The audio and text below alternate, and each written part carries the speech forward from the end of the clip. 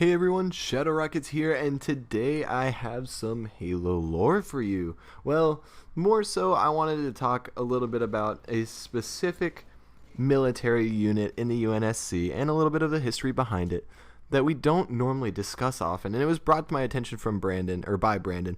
So, thanks Brandon for that. I decided to look up a lot about this group, and I was pretty interested in it. It's different. It's not the most important group in the world, but hey, they actually had some very big influence with regards to the fall of Reach. And so this that I'm going to be talking about today is the UNSC Army. And they are generally responsible for land-based military operations. They launch offensive operations from land bases against land-based targets and are used in capturing and establishing control over UNSC-held territory. The UNSC Army frequently patrols colony planets.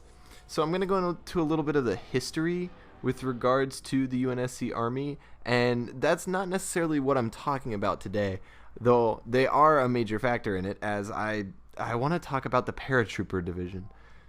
Just because, we have the ODSTs that can drop in, we have all sorts of units that could just fly in with Pelicans, and it's why would they have paratroopers? And so we're going to get to that a little bit later. So as far as the history of the UNSC Army goes, we have to look back at the Human Covenant War. In 2542, the Covenant found Alluvion. It would be the Army who would try to fend them off. However, the Covenant would overwhelm them and the planet would be glassed. During the Battle of Actium, Colonel Okono Menteith of the 53rd Armored Division defended the planet against the Covenant invasion force, ultimately resulting in all 12,000 Army soldiers being annihilated and the planet being glassed. So their record isn't very good thus far. But on April 22nd, 2552, the Covenant assaulted Fumarole, and the Army and Noble Team would counter. Now, we know who Noble Team is, don't we? I know. That is from the fall of Reach, which is pretty much what I want to talk about next, and that is because the Army was the first responders, or were the first responders, when Sword Base was under attack. Noble Team would provide support towards the end of the battle.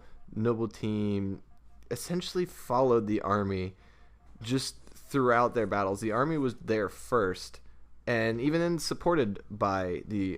Noble Team was supported by the Army towards the end of Reach. So they worked together, but they still lost Reach, and we're not going to blame the Army or anything, but like I said, they don't have a very good track record. During the Battle of Earth, an Army unit of 20 troopers tried to aid the Marine forces in New Mombasa, where they were annihilated in the attempt. During the Battle of Mare Erythrea on Mars, Colonel James Ackerson led an unknown number of Army forces against the brute commander Lepidus and his army. Can you guess what happened in that one? As far as the equipment that the Army uses, they use different things from the Marines, different weapons and equipment, but they are just different variants of the same weapons, such as the M6J carbine and the MA37 assault rifle and the M392 DMR.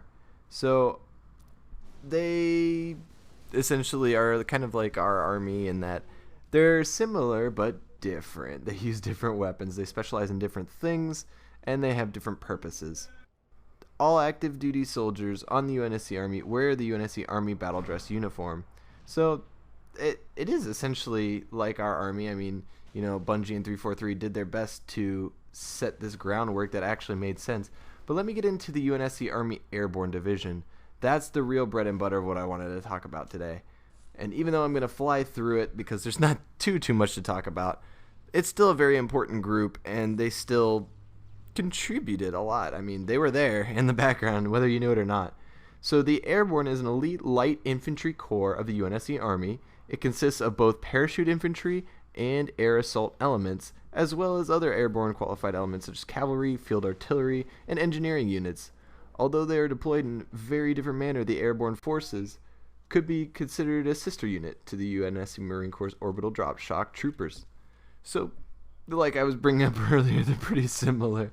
However, these are likely volunteers, and that is a very interesting concept. However, it is smaller. It's smaller than other combat elements, but they are presumably given more intensive training than regular infantry, and that is because they are specialists. They're very specialized. They likely follow the training tactics and doctrines from Western units in the past, such as the U.S. 82nd Airborne Division, U.S. 101st Airborne Division, which is Air Assault Division, U.S. 173rd Airborne Brigade Combat Team, and the U.K. Parachute Regiment. So they love throwing the history in here, and that's why I was so happy to read about all of this. But like the forebears, the Airborne engage in aerial assault operations in advance of their regular infantry counterparts. Such operations include being deployed behind enemy lines, such as to disrupt enemy supply chains and to sabotage other operations, spearheading assaults, sometimes to establish an airhead, and performing reconnaissance deep within enemy-occupied territory. So they were there before everyone else. They go in first, which is really interesting because they always say like, oh, the ODSTs are here, oh, they send us in first, the Marines are in first, in the games and whatnot. But you have to clear the landing zones. You have to mark your landing zones even. And that's what these were used for. The airborne field specialized Pathfinder units. The Pathfinders are deployed in advance of their comrades in order to mark drop zones, thus increasing the accuracy and precision of deployments.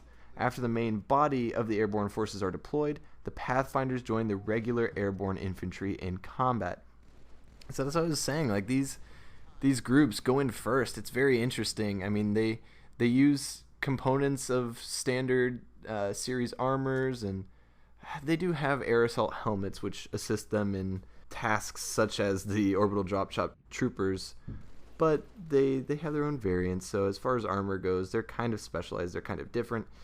Other than that, though, their weaponry, they use the general, carbine and assault rifle, designated marksman rifle, the rocket launcher, the sniper rifle.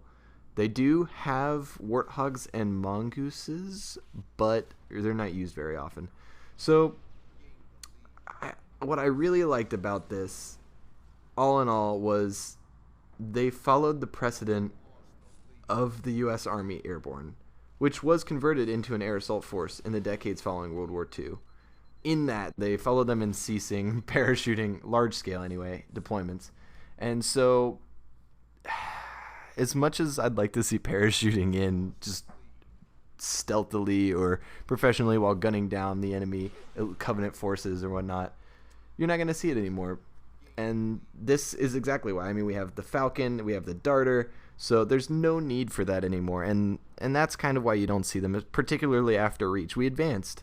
So, anyway, friends, I hope you learned a little bit about the UNSC Army Airborne Division, and I hope you enjoyed it. The Paratroopers are a cool group. I strongly recommend that you look into them. They are just full of history, and there's so many things you can read about them online. And yeah, keep looking towards the stars. Shadow Rockets out.